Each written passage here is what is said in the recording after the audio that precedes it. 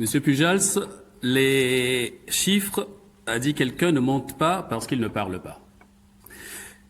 Ils parlent par votre voix, vous les interprétez donc à votre manière, puisque lorsque nous regardons justement les fameux chiffres, notamment l'encours de la dette par rapport aux recettes réelles de fonctionnement.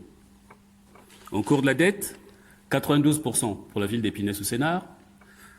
Pour expliquer, c'est-à-dire qu'il y a les recettes réelles de fonctionnement, et ces recettes réelles de fonctionnement sont englouties à hauteur de 92% par l'encours de la dette. Ce sont vos chiffres. Dans les villes de même strate, donc ce qui est comparable, encours de la dette, 77%. Dans les villes comparables. Ça veut bien dire que nous mettons le paquet sur la dette, on le verra. Ce qui est scandaleux en plus, ce sont les excédents dont on a parlé et dont je ne cesse de vous parler.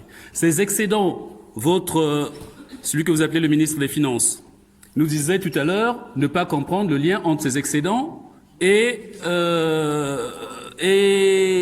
le niveau des embauches. Mais c'est pas compliqué, monsieur le ministre des Finances.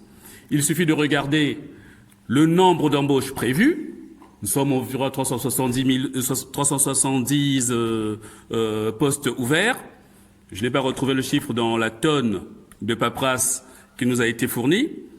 Mais en tout cas, je le cite de mémoire. Il m'arrive souvent de faire mes interventions ici de mémoire sans note. Donc je fais confiance à cette mémoire qui, pour l'instant, reste assez efficace. Nous sommes à 370 embauches environ ouvertes et à peine 280 effectifs.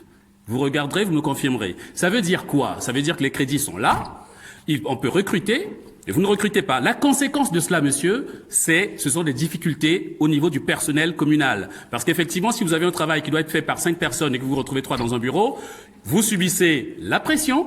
C'est ce qui se passe auprès de du personnel. Vous subissez la pression, la culpabilité et au final des dépressions et des situations difficiles. Je vais vous dire une chose. Outre la difficulté pour le personnel communal face à votre mauvaise gestion, outre la difficulté pour le personnel communal, il y a une conséquence pour les administrés. Parce que vous ne pouvez pas fournir un service de qualité lorsque la personne en charge de l'exécution de ce service est mal. C'est ce qu'on appelle la symétrie des attentions. Vous faites attention à celui qui reçoit le service, certes, mais vous devez également porter une attention envers celui qui est chargé de l'exécuter, de le concevoir. Et en bridant ainsi les finances et l'équipe, le personnel communal, vous les mettez en difficulté, ils ne cessent de se plaindre. Un jour, je vous demanderai d'ailleurs de nous fournir un bilan social du personnel avec le nombre d'arrêts, dont je sais d'ailleurs, je vous l'ai dit lors du dernier conseil municipal, que le personnel malade était privé de la prime qui a été versée en fin d'année.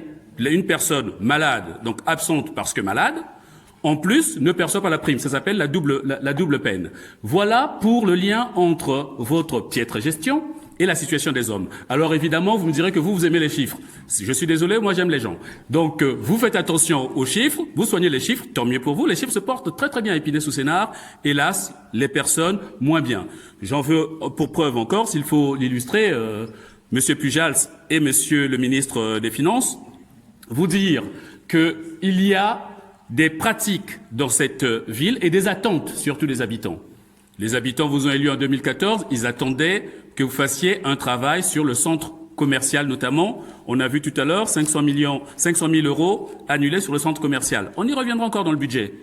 Mieux, en 2014, combien avez-vous investi sur le centre commercial? C'était l'attente principale des habitants en 2014. C'est pour ça que vous avez été élu. Au lieu d'investir sur le centre commercial, vous avez investi 24 000 euros. Vous irez regarder les chiffres. Vous avez investi 24 000 euros. Donc en 2014, au lieu d'aller travailler sur le centre commercial, vous avez privilégié quoi? Aller chasser les étrangers avec votre ami le texier. Au lieu de travailler sur les spinoliens veulent des stationnements, vous leur proposez d'armer la police municipale. Les spinoliens vous demandent, laissez-moi terminer. Ça commence à vous faire mal, c'est ça? Vous voulez que je m'arrête? Très bien. Les spinoliens vous demandent plus de places de stationnement, disais-je, vous choisissez d'armer la police municipale. Les Spinoliens, Monsieur Pujals, vous demandent de faire venir, vous demandent des commerces, vous choisissez de faire venir 3000 nouveaux Spinoliens. Autrement dit, on vous attend dans le ZIG, vous foncez dans le ZAG. Vous tournez, mais manifestement le dos aux attentes de vos habitants. Vous savez pourquoi? Parce que vous ne les aimez pas.